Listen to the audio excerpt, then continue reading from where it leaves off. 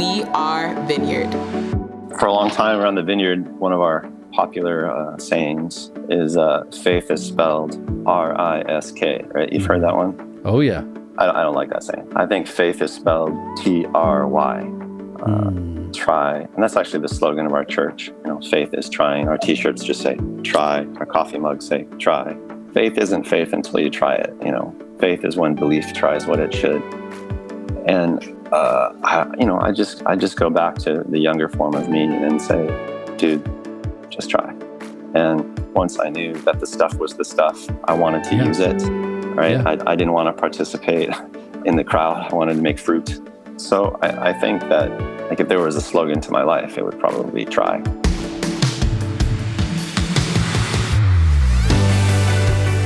Welcome to the We Are Vineyard podcast, conversations to help us grow with Jesus and each other. In today's episode, our host, Jay Pathak, National Director for Vineyard USA, talks to Jordan Seng. Jordan is the senior pastor of Bluewater Mission, a creative, justice-oriented church in Honolulu, Hawaii, and is the author of our book of the month, Miracle Work. Let's listen in.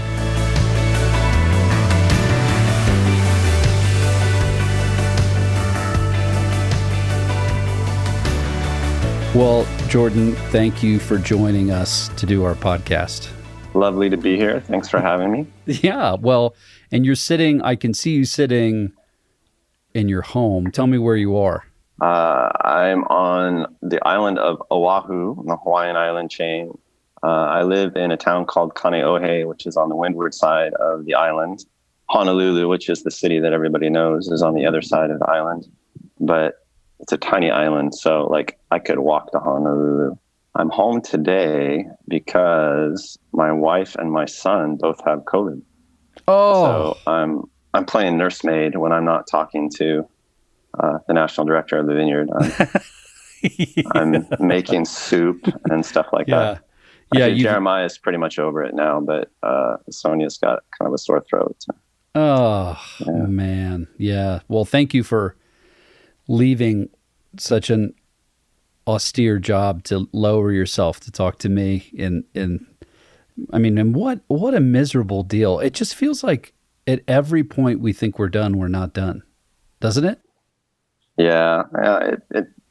It'll go on. It'll keep evolving, and but I hope our response and our attitudes evolve with it. And I feel like I'm starting to see that now. So hopefully we'll have some healthy growth on the back end, even if people get sore throats every once in a while. Yeah, that's exactly right. Yeah, that's good. I like that. We will evolve with the disease. I like that. That's good. That's a good way of saying it. Well, all we do pretty much on this is hear stories of people's lives. And then, of course, I really want to land with your book, which we're asking people to grab and to read and think through and most importantly, put into practice. Yes. But I think it would be great to just hear a bit of your story. Where'd you grow up? Where does the story of Jordan begin? Have you heard any of this story, Jay? Have you heard that? I've heard bits. Have you heard the rumors? I've not. No, I've heard a little bit from you. We talked briefly about this. I think the first time we talked was I met you. I think you were at an SVS event. Yeah. Gosh, that was a long time ago. Yeah. And so you and I kind of got a corner and I got to hear a bit of your story then. That's when I remember talking about that. But just tell us a little bit about where you grew up. Well, I was born in the East San Francisco Bay, on the working side of San Francisco Bay during the late 60s. So it was like that time in Berkeley, right? Wow. And my parents met on the Haight-Ashbury. They were those people. It was a crazy time. I was a surprise to them. I think my mom wasn't into it. They were both, very counterculture people into the scene. So she split pretty much after I was born. Didn't know her at all. And my dad took me, which is a bit unusual statistically, but he tried to straighten his life out at that point. Went to college at that point. They were both just kids. She challenged for custody a few years later when she met another guy and had another son. And so my childhood was then spent dealing with the repercussions of that custody challenge because the judge awarded me to her without a trial.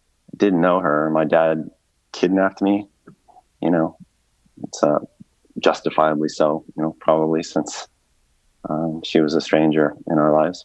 And so I spent my childhood running around the country, hiding from the cops, living under assumed names, living on, the margins of society, that sort of thing.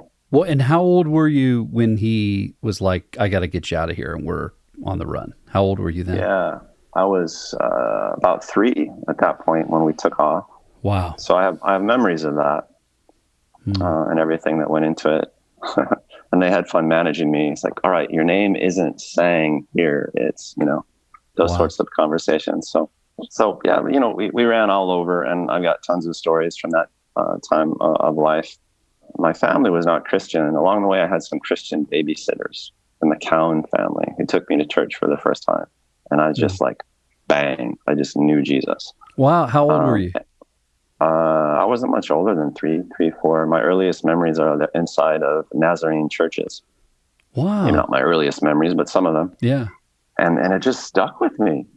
Jesus just reached out and got me. So even though nobody in my family went to church, there are no believers in my family, we'd end up in some random neighborhood in southern Missouri and make a connection with somebody at the neighborhood church. And I'd end up going for a little while. And so I grew up a wild Christian is what I say. I didn't get any Christian culture. I was never part of a community, but I just kind of forged this weird relationship with Jesus. I was a precocious little guy. So somebody had given me a children's living Bible at one point. So I just read that. It had lots of pictures and stuff and took the stories at face value. I'm like, oh, cool. You can talk to God. And so I fully expected that. One of the treasures I have, my grandmother went with us on that long sojourn around the country. She was a great lady. She just died last year and lived with us during her last 10 or 12 years.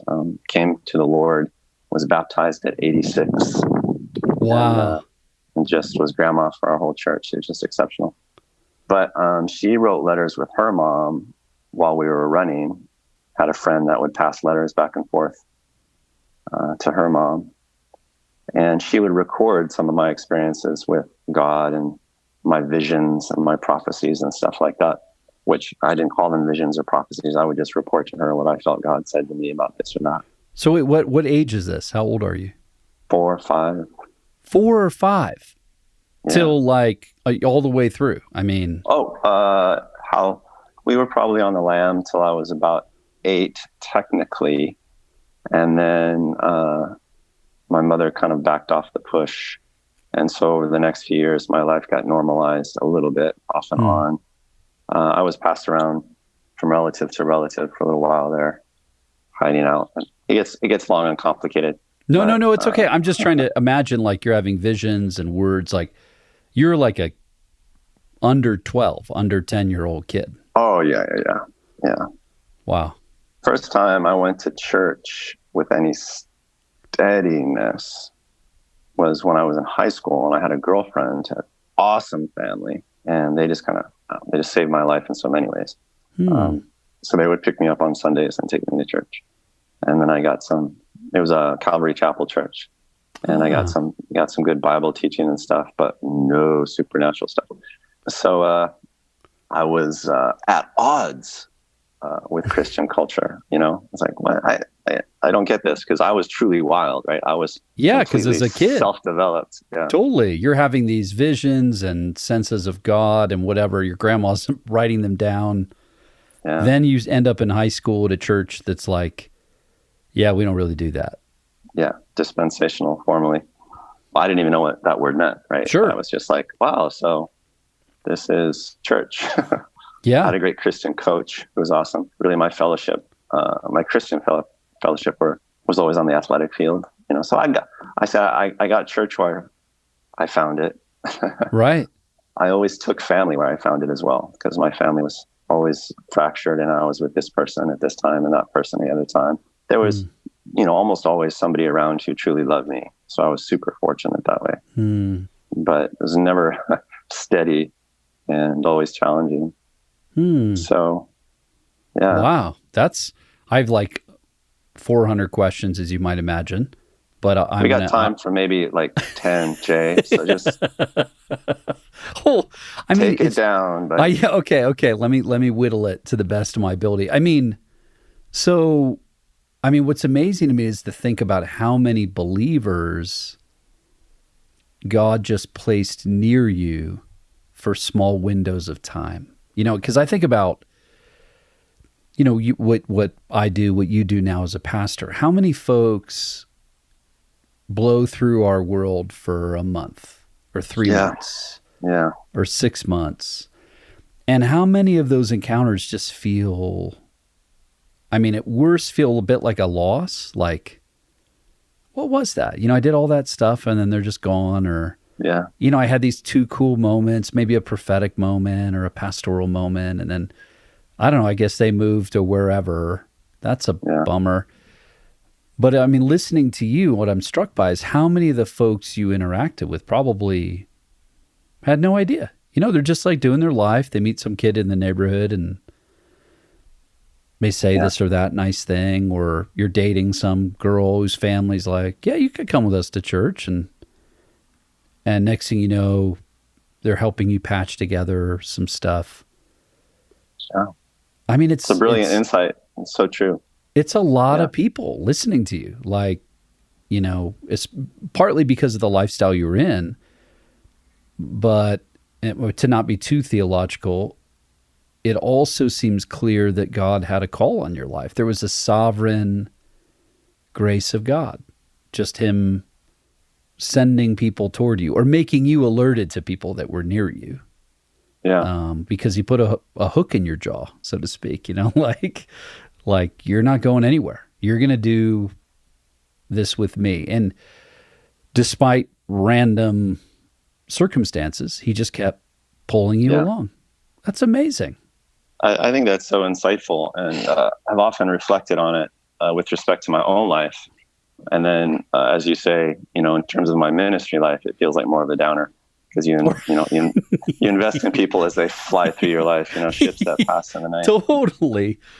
We live on a tiny island here, and it's a hard place it's a wonderful place to live and a hard place to live. It's like the number one most difficult place in the country to make a living, the experts say. So for years in our church, our congregational turnover has rested at about 50%, which means that every year we lose half of our church, economic reasons, and we have military families, we have deployment reasons, and just all sorts of things. And there's a big youth drain on our island because there are no actual jobs, developmental jobs here. It's all service industry stuff. So they have to go elsewhere for their education stuff. Somewhere so that really hurts, right? That always hurts.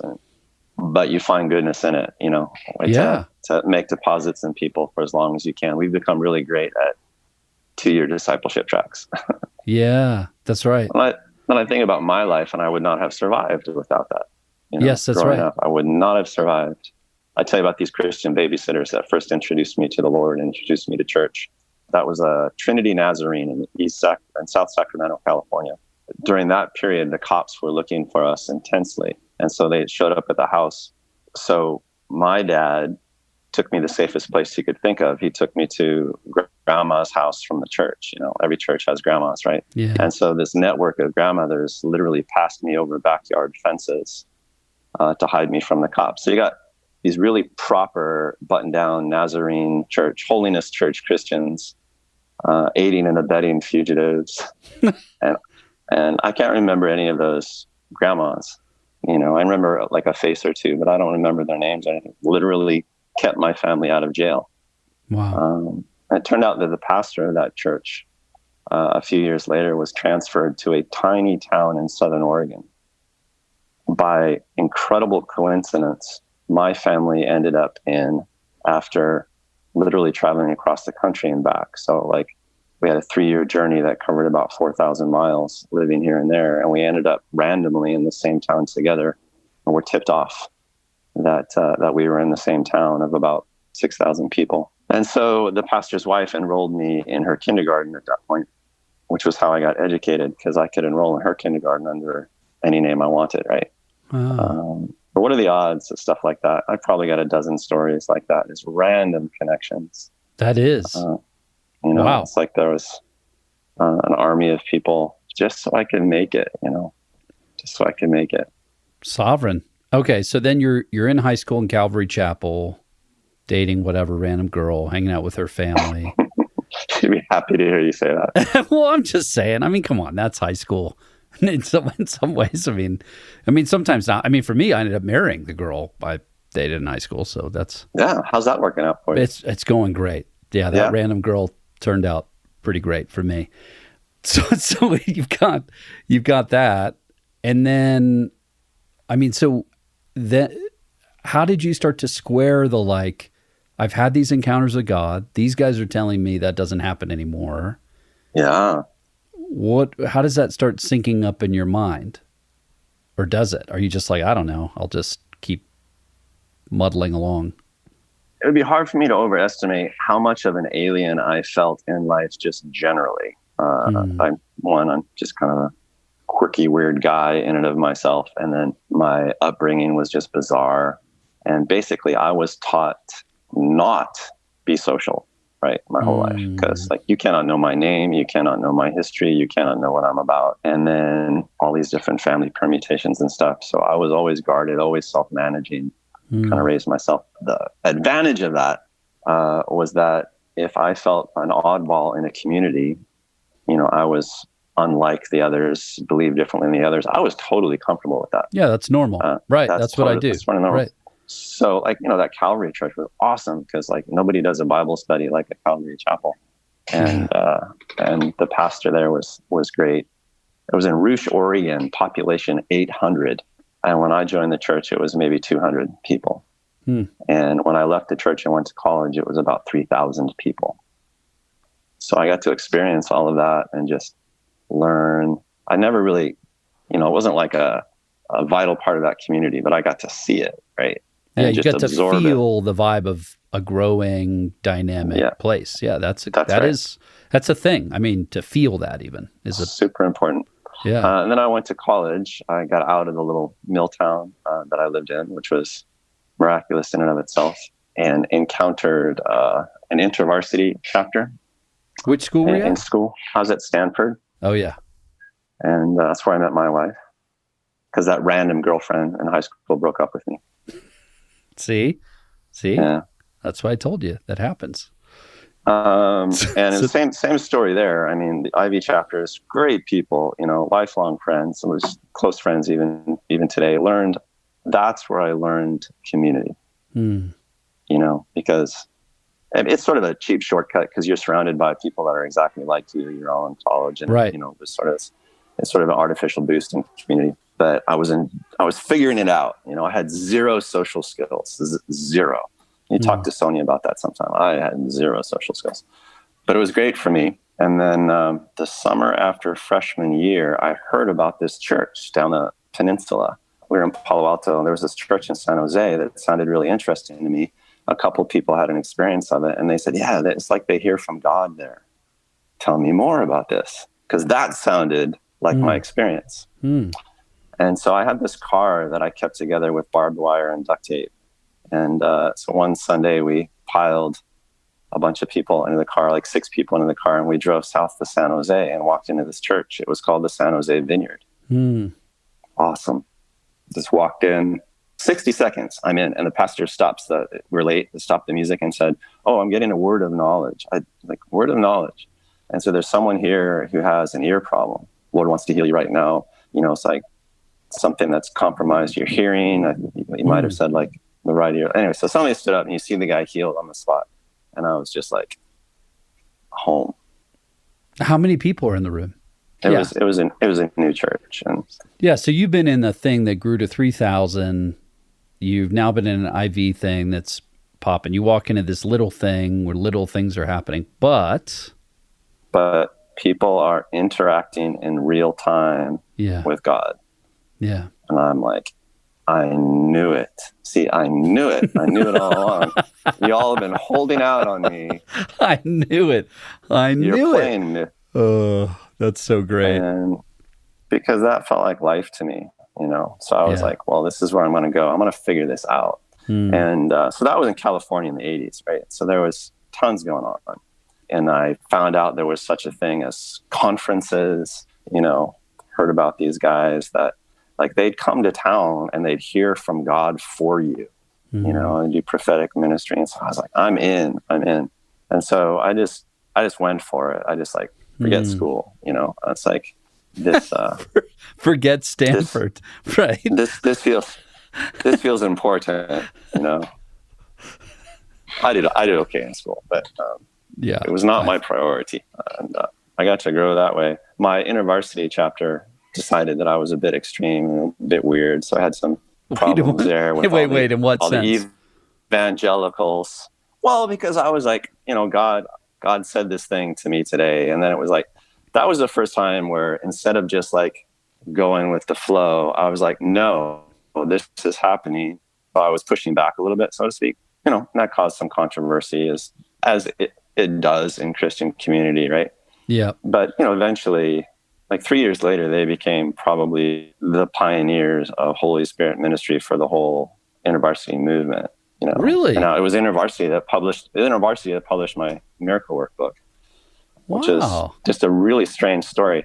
But it took years to, you know, develop that. In the beginning, it was just like, yeah, we don't know. You're dangerous, Jordan. You gotta just relax. Behave yourself. Totally. Yeah, you're doing too much, man. So I was really excited, and I had zero social skills. I want to emphasize that I had zero social skills. So I didn't necessarily handle it really well. I was just like, I want to pray for you. Well, what does that mean? Like, I'm going to lay a hand on you right now. And so that was all foreign to people. But I felt alive, you know, and at home, which was a brand new experience in my life. I was like 18, 19, 20 years old. And I felt like I had found a tribe. Yeah. And so this could sound a little too specific, but I think it's helpful as people are listening to your story. So you see that first moment, 60 people, this guy might have an ear problem, pray, he's healed. And then you scanned ahead and said, and so next thing I know, I'm going for it. So tell me about what begins to release you in ministry, because it's one thing to watch somebody. So let me put it this way. Most people's sort of inclination when they're in a place where people are doing stuff is, I just got to keep showing up because I want to watch people do stuff. And maybe they'll do stuff to me, kind of like the way you said it, like people will come and listen to God for you. Yeah. What were the things that started to turn it over where you were like, wait a minute, this isn't a spectator sport. This is the kind of thing I get to do. How did that start to shift maybe in the context of either that church or the ministry, or what are the things that helped you do this stuff, so to speak? Yeah. Yeah, it's a great question and an important one. I think I have an uncommon answer. But to be perfectly honest, there was no transition. Like, you just went, I'm going to do that. It's like, yeah, you know, I'd walk into the prayer circle and elbow the guy out of the way and say, my turn. It's like zero social skills. Right. But right. But I don't know exactly all that was driving me, but you know, as part of how I came up, it was my previous experiences with the Lord, you know, which were 100% independent, you know, but I wasn't looking to find my place in the crowd. I was looking to have an experience with God. Yeah. And I knew that if the Lord was speaking to you or giving you power, you know, the point was to use it. It just seemed like, well, we're after fruit. We're after outcome here. Yep. I don't need anything to be proven to me. I want to be released to be who I am, you know? And for me, that was instantaneous. Maybe because of my dysfunction, but I was in it from the beginning. And I think because of, I don't know, my particular, you call it personality or gift set or whatever, but I immediately started building with it. Yep. It's like my InterVarsity chapter was so weirded out by what was going on with me. I think people liked me well enough. They were just like, yeah, we've never seen one of him. So I didn't get to be an Ivy Bible study leader. I didn't get to be on the leadership team because they're like, you know, obviously you're gifted, but we've got no pocket for you. So I was like, fine, I'll just do my thing over here on the side. Yep. And of course, lots of people from InterVarsity would show up in my dorm room. Sure. Where we studied scripture and did not neglect the supernatural stories and prayed for people and saw people converted and stuff like that. So there was life there that could not be denied. I didn't mind doing it on my own at all. Yeah. And eventually I kind of minded acrimony. It's like, I mean, this is legitimate. You should probably get in on this Right. and love me instead of wonder about me. Well, that became a thing. And what strikes me is all that it took, and this is an important thing to pay attention to, because I do think there's a lot of people that would be like you as you walk into that church, is people that want to do the stuff. They want to try things. They want to grow. They want to risk. They want to learn. And all they need is one place, maybe even just one time, where they get to see it happen in front of them. Yeah. And all of a sudden they go, oh, is this the kind of place where we get to do that? Well, I'm in. I'll try. I am game. Yeah. I'll give it a shot. And you're making fun of yourself around, social skills, though that is part of it. It's also that there's people that have been prepared, who are hungry, who, they've just not seen it once, other than in the Bible.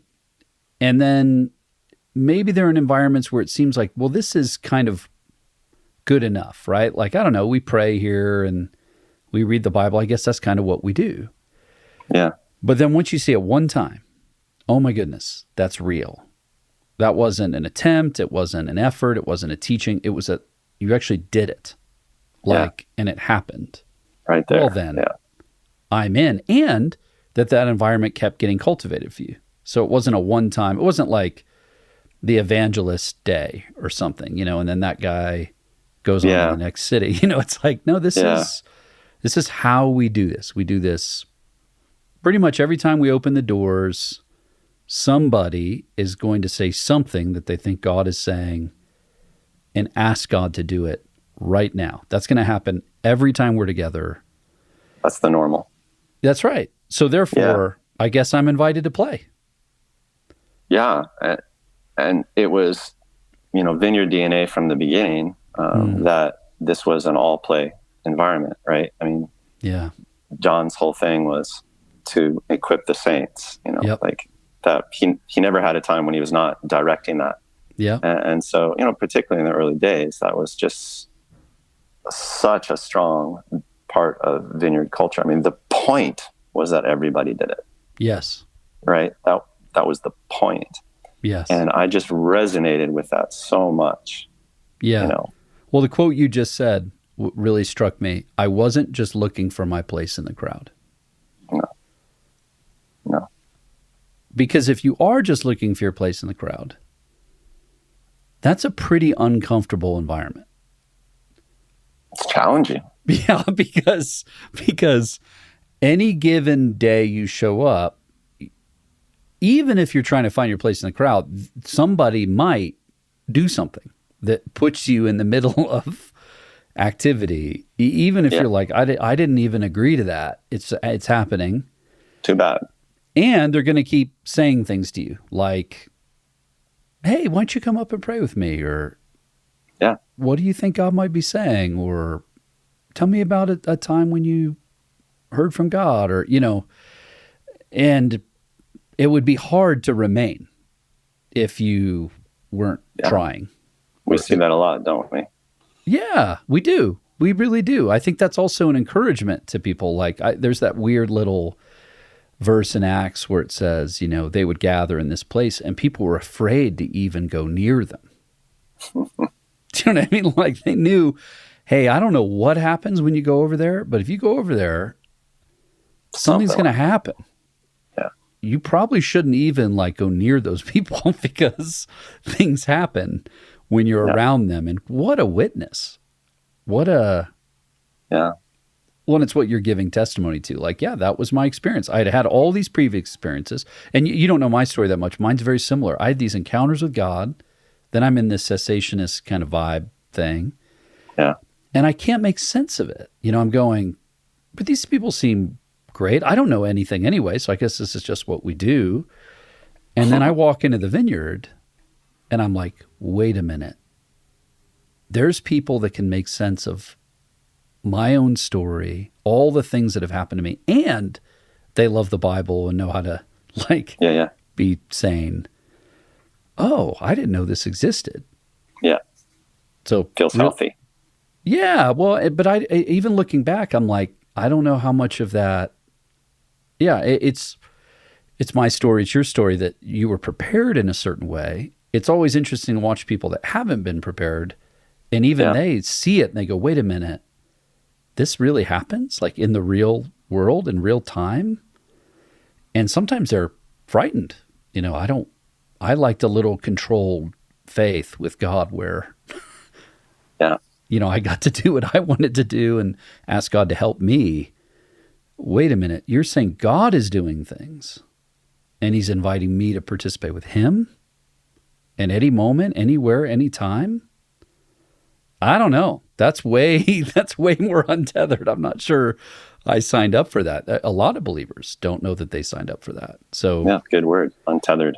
Yeah, well, that's interesting. Okay, so then you finish up at Stanford. I do. And then you end up. Did you go right to the East Coast? No, Stanford was an interesting story for me as well because I didn't have any money when I showed up, and I didn't get any money from my family or anything.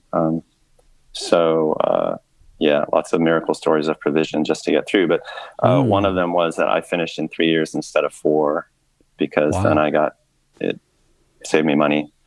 My 4th year, I didn't know what I was going to do next. And at least I had friends at Stanford. So I went to work for a think tank on campus, did some research for them, which was great. Worked part-time and then just said, well, I'll just minister. I'll just try things. And felt God tell me pretty early in that year, well, you got to go minister to the poor. All right, but I want you to do some justice stuff. So next to Stanford, next to Palo Alto was East Palo Alto. Very few people know about East Palo Alto. Palo Alto is like one of the richest cities in the world. Mega money, right. And then East Palo Alto was, at that time, during the 80s, early 90s, the number 1 per capita murder rate leader in the nation. Wow. It was an absolutely burnt out ghetto. And it was the one place on the whole South San Francisco Peninsula that was like that. It's just deeply spiritual. Property values were 0. Or if you crossed the 101 freeway, you were spending, even in the 1980s, $2.5 million for a 2-bedroom house. So I moved into East Palo Alto with a couple buddies, and we just did crazy ministry there for a couple of years. It's like, you did not go into East Palo Alto. And I was like, you could not walk in and not receive death threats, people shouting at you and stuff like that. Wow. Loved it. We loved it. It just went so well, and started a small group there, a kinship. And that grew to like 55 or so people. And we became famous among all the dealers and the prostitutes because first they thought we were crazy. And then they were like, well, we want to get in on this. So I did that for a couple of years. And we're part of a Vineyard church plant right off Stanford campus. So I left the San Jose Vineyard and helped start the Palo Alto Vineyard. Oh. And so that was, so I spent a couple of years doing that. Those were sort of my gap years. Wow. And a think tank, I mean, if you get a think tank after graduating in 3 years, it means you're pretty academically inclined. I mean, you have smart things to say or do or research. I mean, that's... I did okay academically. And that ended up being a real formative time. I essentially wrote a book. I worked for that think tank for 2 years, wrote a book. I ghost wrote a book. It was published under somebody else's name, but it was really valuable experience for me. Wow. And did a lot of research in social justice and race relations, and then wrote the book. So super formative. I was writing about some stuff that I was living, and, really cool time. So then what gets you out of there? Well, I wanted to get married. I'd met this girl. And so I thought, well, I got to get a real job. And, what am I going to do with my life? Yeah. And you're not just going to live with dudes doing random ministry. And, walking into crack dens and stuff. Right. It's like not a big future in that. So, no. Right. So I got, I launched a plan of that. I went to work for Oracle software. Oracle. Yeah. I know. Oracle's got a huge office just near where I am here. Yeah, that's right. Yeah. Yep. So I was there at the original office. Okay. And I was an analyst for them. And earned enough to buy a ring for Sonya, and we got married. And then I thought, well, what I'm best at is academic stuff. So maybe I'll go to grad school, I'll get a Ph.D, maybe I'll be a professor or something. So that was the plan as much as I had it. And I was so busy that I only applied to one grad school and then promptly forgot about it. And then had a crisis one day where it was clear, like, all right, Jordan, it's time for you to leave. And that was the day I got the acceptance from the University of Chicago in the mail. Right. I'd applied to them, and they gave me like this full ride for my PhD. And so we got married and moved across the country to Chicago in 3 months, sorry. A very short timeline. Wow. Never been to had you been around Chicago before? Never been there. So you go sight unseen to University of Chicago. Unseen. Great. For graduate work. Yeah. South Chicago, tough neighborhood, but I was moving out of East Palo Alto, California. So like any place in the world felt safe. Easy. Yeah, whatever. This isn't, and University of Chicago, beautiful campus, but you're right. I mean, surrounding it can be pretty rough. So you drop in, and now you have this vineyard story, kind of you're carrying with you. When you showed up, was there a vineyard church? There wouldn't have been a vineyard church on the south side of Chicago yet. No, there was. Like, we tried to find a living church on the south side and could not find one. There was an InterVarsity chapter on campus. So I eventually found them, and I said, hey, where does everybody go to church? And the guy, Craig Gartland was his name, he literally laughed at me and said, oh, you're not going to find a living church around here. This is a super, super oppressive neighborhood. It was crazy, man.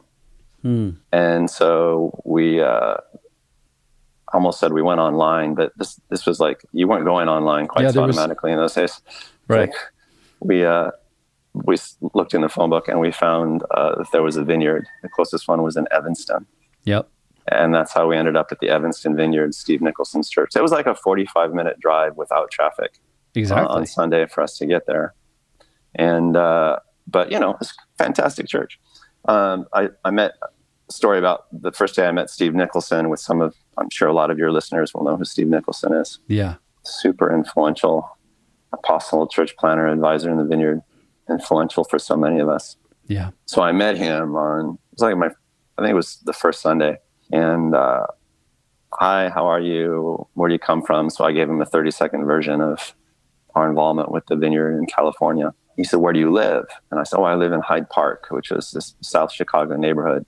And the first thing he said to me is, we've never had anyone survive down there. That was his great statement of faith from Steve Nicholson, father in the Vineyard. Be encouraged. No chance, man. Be of good cheer. There's no one that lives that can make it there. Yeah. Yeah. Good. He actually suggested, you can move up here. A lot of great university students that live up here. And wow.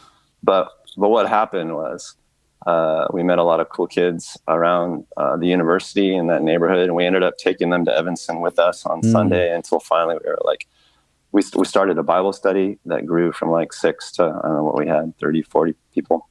And we were like, well, let's plant a church in Hyde Park on the south side. Rand and Amy, the Tuckers, they took that over and just been so faithful. They've done such a great job there. Point of the story is like, there's a great vineyard in Hyde Park now. Amen. Steve was totally wrong. He was totally wrong. Well, he was right in that to that point, nobody had. Yeah. But that got changed. And so then you're in that church of course, then I know that's how you got to know Caleb and Kathy Maskell, who were dear friends. They were just undergrads. How cool. They were just rascally kids. We were trying to keep them in line. And Kathy was living the wild life. Yeah, totally. Yeah, well, yeah. And you of course had a huge impact in both of their lives. And then was Ted Kim running around then? Yeah.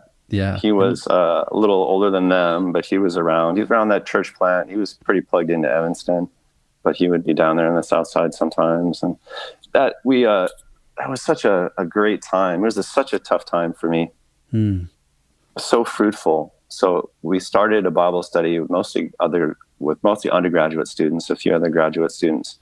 But we had 6 or 8 people in the original meeting. And out of that original group of about 8 people, I lose track. it might be 7 churches have been planted out of that one kinship. Wow. So it's just a phenomenally gifted group of people, and just an appointed time by the Lord. I've never had another group be quite that fruitful, unfortunately. Right. But you wouldn't have thought it if you had popped in on that first meeting.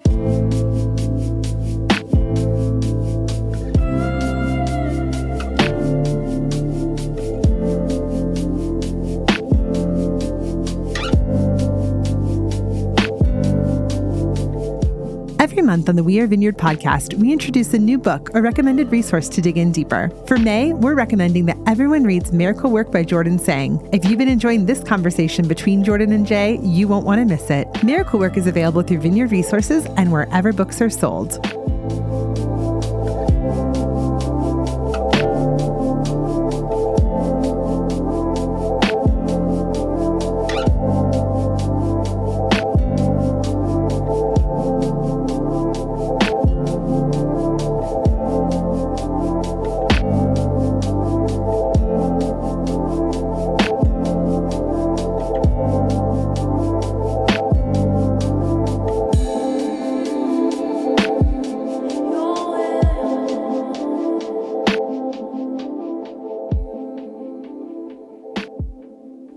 Yeah, they just seem like college kids who are showing up to worship and do whatever, but they end up. So when you think back on that time, because I've had a similar experience where we had a small group that grew to be this whole thing, and people have been sent all over the world. Yeah. Tell me a couple stories of even being in that window. Like, what were the kinds of things the Lord was doing? You were saying it was really fruitful, it was exciting. Yeah. What kinds of things were happening? The best thing about that group, and I think this is a common experience, is that the kids, we were like teenagers to 22. We were the old ones at 24, 25. They get super excited, and they would bring their friends just to experience the group, right? So, just come, just hang out. They'd come. We had this big loft living room where Sonya and I lived, and that was our meeting place. It would hold like 100 people. It was really cool. And we just show up, we just sing a song, and it's like, hey, let's just pray for somebody, and like everybody would jump in. Call it the mush pot. We'd throw somebody in the middle, and they'd feel like they're in a pot of mush. Yeah. And just pray for them, and they'd experience the Lord. They'd start weeping, or they'd get healed, or people would give them scary prophecies, or they just feel the manifest presence of the Spirit in some sort of physical way. And so people were coming to the Lord that way. So there was just a great confidence, a bunch of kids who didn't know any better. And sometimes that's just the best formula. Yeah, totally. And I felt just like crap almost that entire time. I was super depressed, like suicidally depressed. We skipped that part of my childhood, but I was a really, really depressed kid. The first time I can remember holding a blade to my wrist and thinking about suicide, I was 5 years old. Which isn't surprising given the circumstances of my story, but it was also just, runs in the family.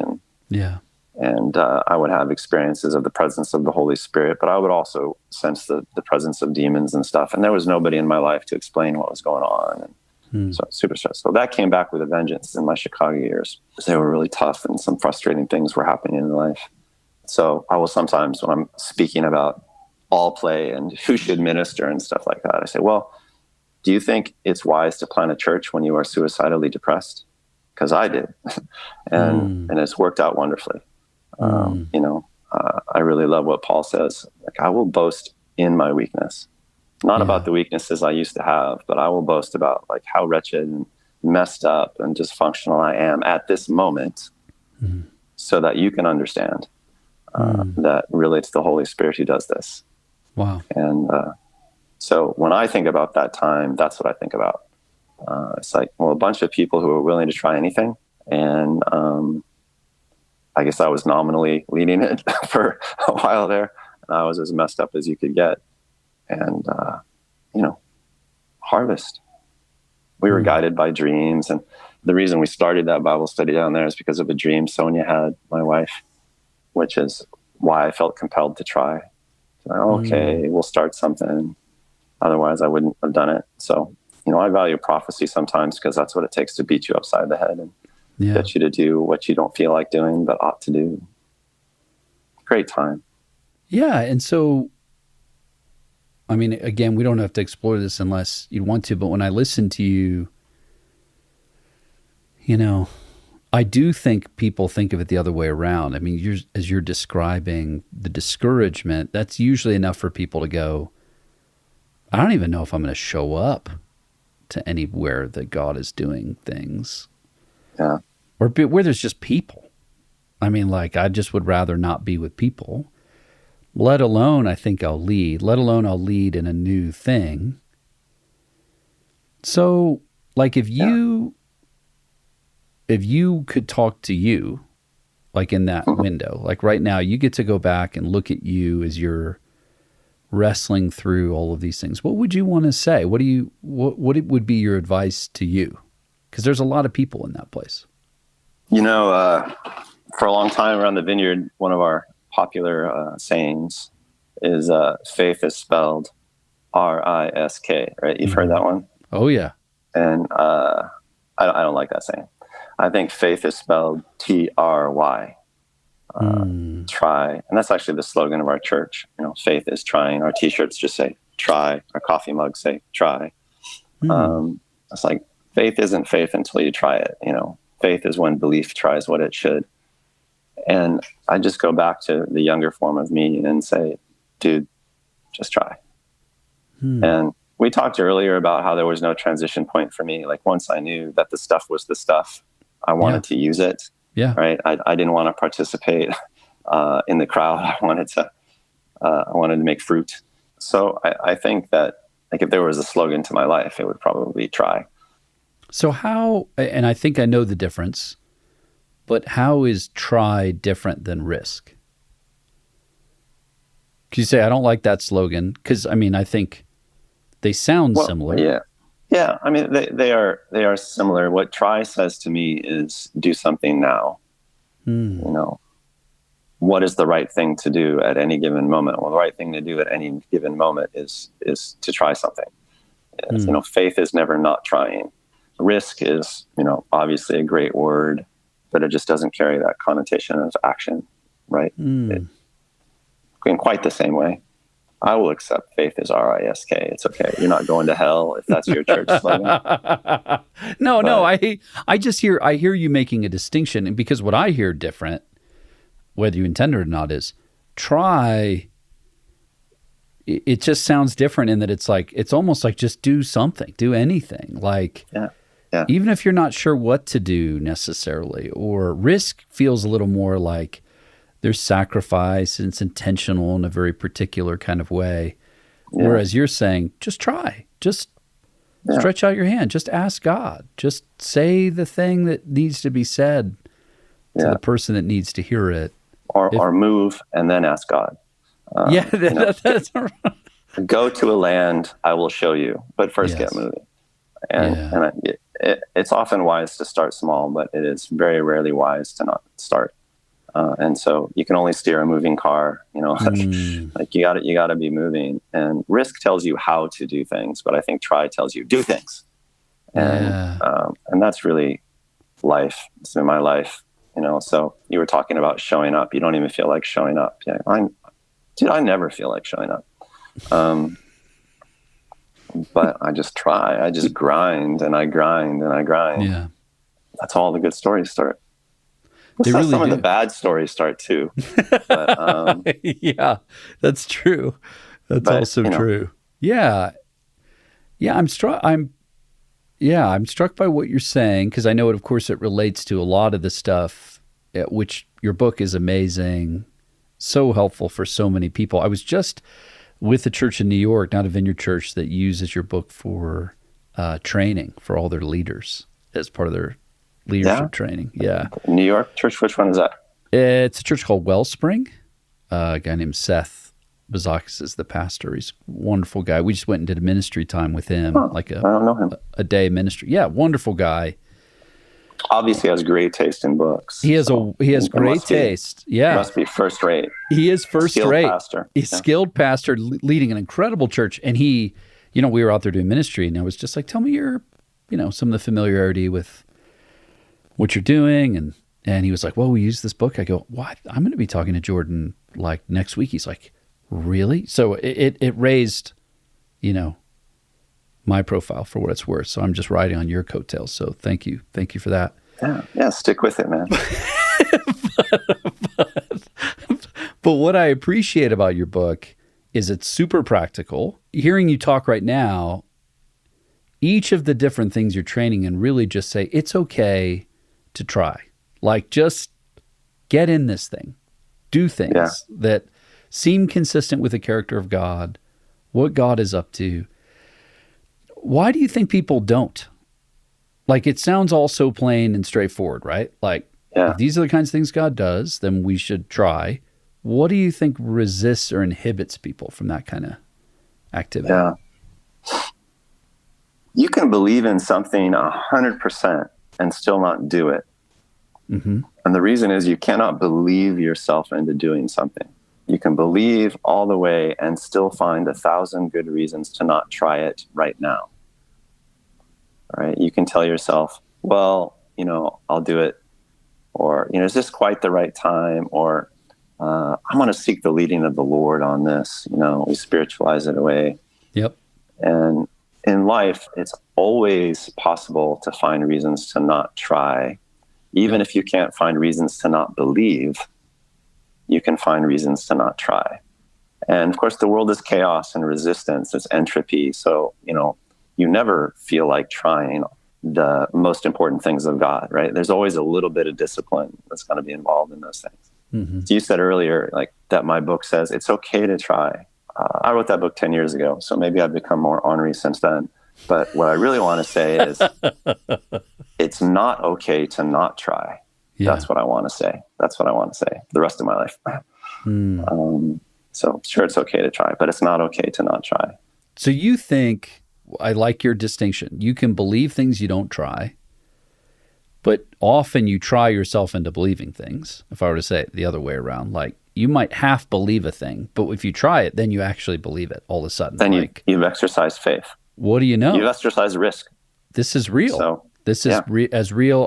We just had a guy in one of our alpha classes, and we went in and did, all the ministry stuff as you do in the middle of the retreat. And, there's a prophetic word. He has no faith. He tells me right before the ministry, whatever you're going to do, I'm not doing. Like, I can see it's building up. I'm not doing it. So we get to the point of like, does anyone want to be filled with the Spirit? And he's like, he just pops to his feet. And I go, I thought you just told me you're not doing it. He goes, well, I'm already here. I might as well, right? I'm here. Yeah. And I went, okay, well, let's pray. And then people have prophetic words and all the things happen you expect. He's crying and he has this encounter with God. Okay. So it's maybe an hour later because he's putting himself back together, and then we're going to do another session. He grabs me in the hallway and says, I got to talk to you. I said, okay. He said, Jay, this is real. Like, it's real the way gravity's real. Great statement. I go, well, he's a scientific-minded guy. He's an engineer. He goes, this is real the way gravity's real. And I go, yeah, I know, man. He goes, no, listen. like this isn't like a preference. This isn't like, this would be better than another thing. This is real. Like, this thing with God is real. And I go, I know. I'm aware of that. And he was like, okay, I thought you were. I just wanted to be sure. So he's trying to make sure. He's trying to convert you. Yeah, it's great. But that's what I hear you describing is what it took for him to kind of come across that chasm, so to speak, was not 4 more conversations, though we'd been having many. Yeah. It was him going, okay, God, you can show me who you are, and I might as well try. And then when God comes through the door, he's like, oh, this is as real as anything. So, okay, so what do you think? I mean, imagine you're just like nice Christian guy. You've been in church. It's hard for me to imagine that. Calvary. Yeah. Not me. I mean, a guy. Let's say a guy. Say there was a nice Christian guy. Say there's a nice Christian guy you bump into. Yeah. Even maybe of the sort of Calvary vein you were describing yourself, who's like, I love the Bible, I love God. What are your first steps that help people sort of come in touch with the active movement of God? What are the things you want to say or do or have them participate in? How do you kind of get people started? Yeah, well, I mean, the formulation there is, how do I get people to try things? Yes. Right. Precisely. So if you're asking me personally, what do I do when a skeptical believer comes in, oxymoron, but I will usually try to prophesy to them, just because that's an easy thing for me. That's kind of my wheelhouse. Other people in my church might try different things, right. But you just do some supernatural ministry on the guy. It is very customary in we call them Ohana groups. I don't know what you call them in Ayurveda. I think we just call them life circles at this point. We're at circles. Yeah. I don't know. Circles. All right. So whenever we have a newbie come to one of our groups or small groups, Christian, non-Christian, doesn't matter. We throw them in the middle of the mush pot. There's a point in every group where you pray for each other, you minister to each other. And so that new person is always the first person in the middle. It's like, there's no politeness about it. There's no, well, we'll see. We'll let you come a few weeks to get comfortable. No, we put them in the middle of the mush pot, and then everybody just goes off. And so we prophesy or heal them or stuff like that. First thing. So we've made it part of our culture. Yep. Culture is the best coach. Yep. It's about try first and foremost. And then, that of course typically ends up being pretty fruitful. Yeah. And if they want to have conversations later, great. But they can have a conversation with almost anybody in our church at this point and get the same answers. Our church does really, really well at prodigals. Like, we find very few people who are truly unchurched. We find a lot of people who are de-churched. Right. Almost everybody has rubrics. Right. So the first step of the try is receive. Receive. Yeah. And you don't even get a choice. Yeah. Your choice was appearing. Once you've appeared, you walked in. You're a target. We do that Sunday morning. It's like we end every service. I will call up the prophetic team, and they'll stand in front and pick people out of the crowd to prophesy over. It's just 3 or 4 minutes at the end of service every week. And this is not a standing order, but frequently they'll pick the newbies. Right. Or among the newbies. You, sir, in the black shirt, would you please stand up? Yeah. And then we explain later. Yeah. But that's how. That's so great. Okay, so first is receive. So then let's say, man, I've had these moments, I've had these experiences, and then they're like, how do I do this? What do I do next? Yeah. So the next step would be come and try. Like, before you get training, you're my wingman, right? And so it's like, now you say this, or workshop. It's classic vineyard workshopping, right? So you're just like, bringing them along with you. Okay, let's go over and pray for this person. Yeah, John Wimber 101. We're going to workshop now. Yep. And here's your model. He had the 5-step power ministry model. Yep. We're not that slick, so we do like 3 steps. But I'm working with a remedial crowd mostly. So you go from 5 to 3. Yeah. It's got to be realistic. What are your 3? You do it. You do it. Well, just like extend a hand of blessing and say something positive about the problem. That's about it. Yeah. And then check to see if it worked. That sounds pretty standard. That works. So it's so then you're checking in, you're coaching. Like, well, what do you think happened there? Yeah. And my wife likes to quote the back of the shampoo bottle: lather, rinse, repeat. So that's our power ministry model. That's good. Yeah. Lather, rinse, repeat. And so then you're getting people in the game. They're doing the things. They're trying. Yeah. And so then we have a conversation about, why did that work? Why did that not work? Right. But those become the terms of the conversation. But that conversation presumes so much already. It presumes that this is what we should be doing. Yes. It presumes that all the testimonies you heard count, they're true. Like you're already running, right? You're already trying. And now you're going to the land the Lord will show you, right? And he'll give you signs along the way, but it's all about moving. It's all about motion. Wow. And so we've had, unrepentant non-Christians heal people. Unrepentant non-Christians give prophecy.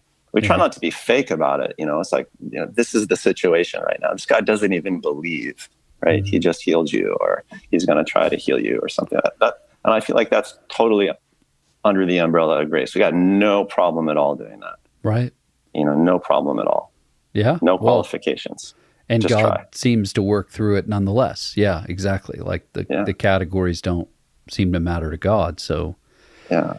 And it happens. So, well, like give me a recent story. Like give me something you've seen more recently, maybe in the last few weeks, a prophetic moment, somebody that you've been in training with, or give me something cool you've been seeing recently that's inspiring you. From a non-believer?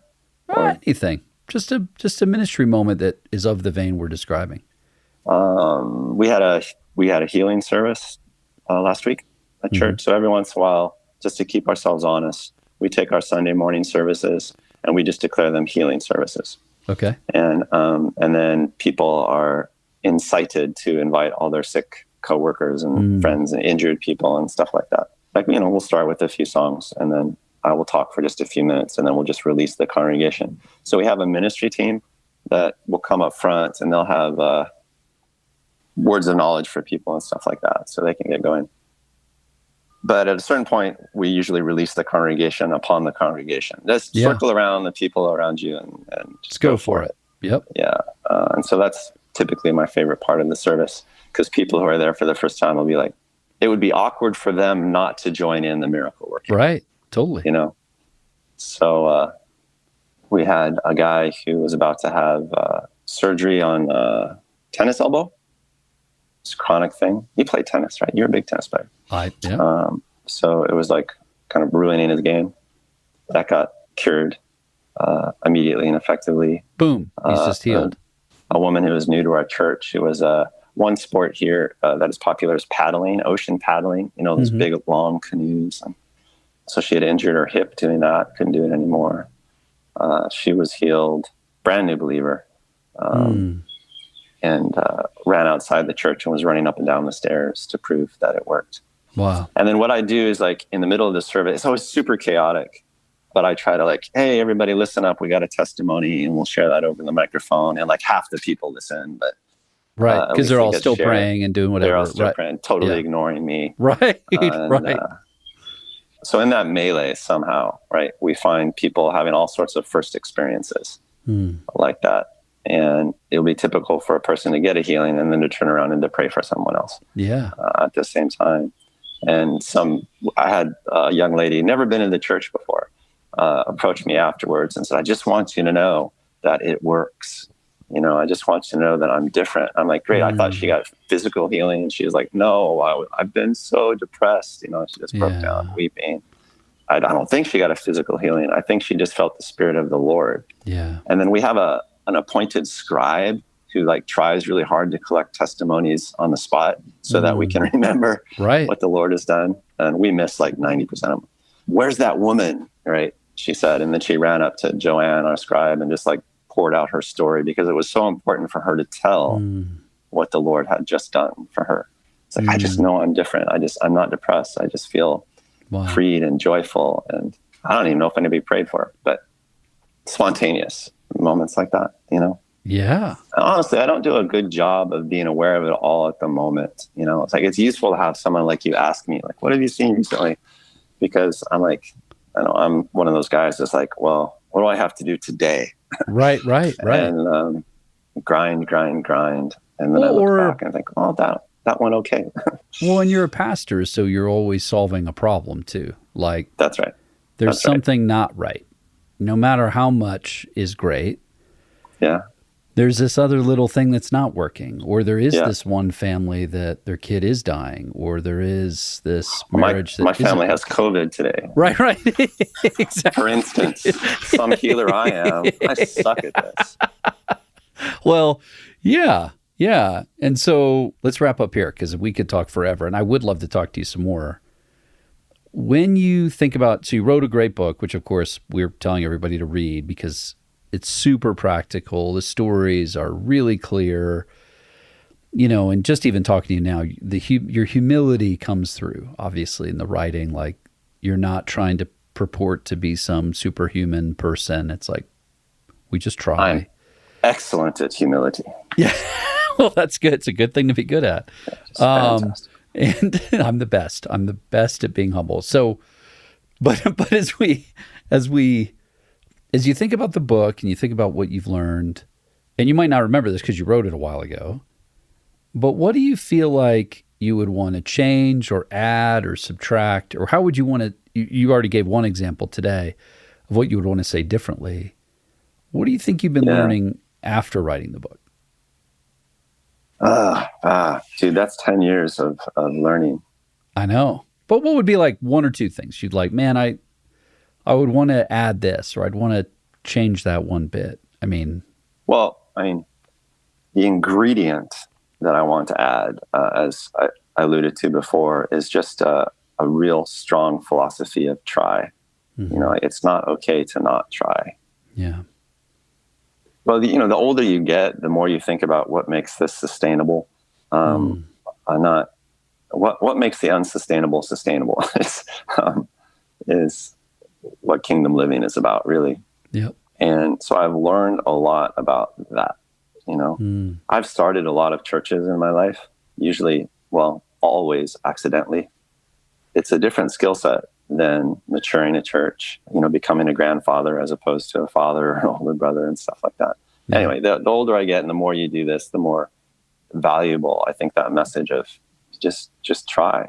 Yeah. Never not try. So I'd probably start and end the book, with some injection of that, and tell more stories about trying in and of itself. I've found a lot of fruitfulness in failure in my life. People are often inspired by my stories of miraculous success. But there is such a thing as miraculous failure, I think. Was it worth it anyway to try and fail, right? Yes. And there's a deep wisdom there that I'm still trying to figure out. As my life is just littered with failures and some successes. Wheat and weeds, as the parable says. Yep. And how do you handle that? How do you feed off of it? So that's what I'm working on right now. That's good. The last few years. So, and of course, you've been of the vineyard, in the vineyard, serving the vineyard. If you were to say just one thing to the vineyard, there's a lot of vineyard pastors that listen in, leaders, people that are in vineyard churches. What would be like a word you would want to say to our family? Like, listen, vineyard, here's what I think God would want to say. Or here's what I'd want to say.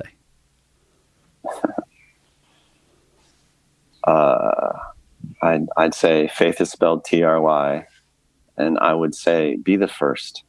Be the first to try it. Be the first to do it. Whatever it is. Right? Whatever the thing is that you should be doing. So what fed me when I first showed up in a vineyard was the doing the stuff thing. Like, all play, everybody in, everybody tries. Changed my life.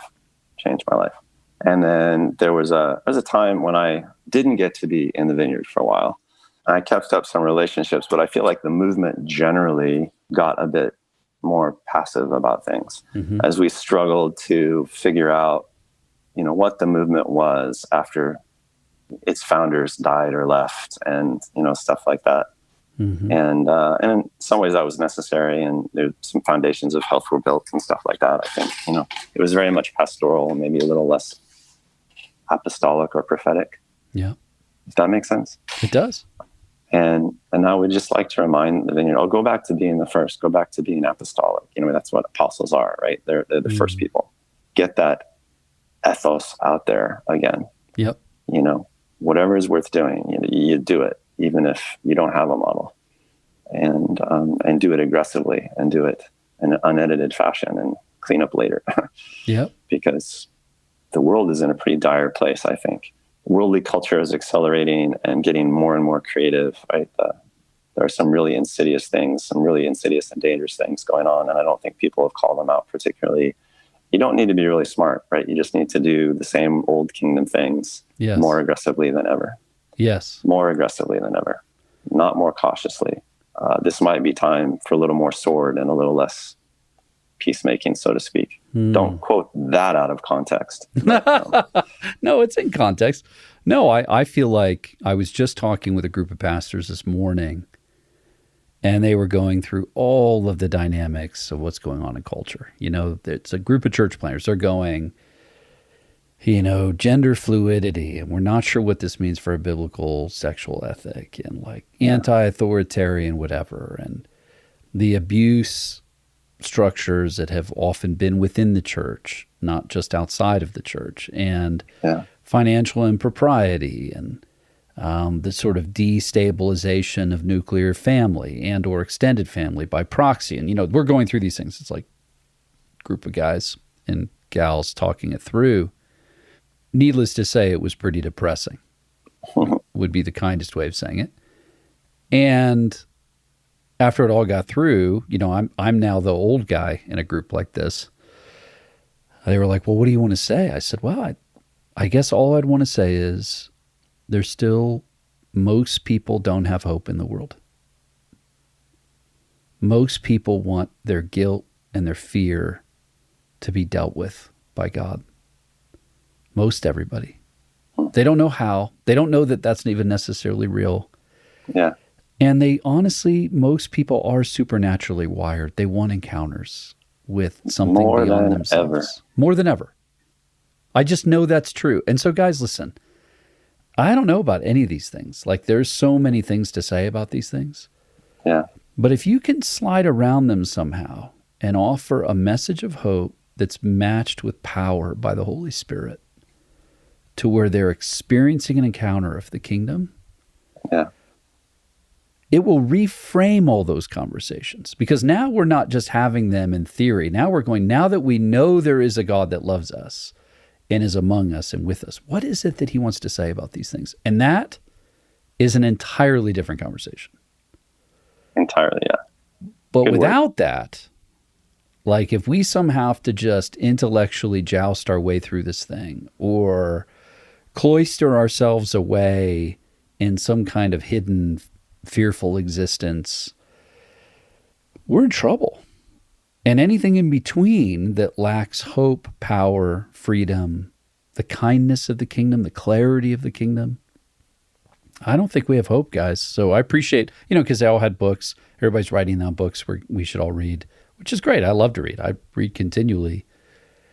But more and more, if we aren't saying the simple things that we know about Jesus, calling people into hope that's available, and ministering the power of the Spirit, I don't have a lot of confidence.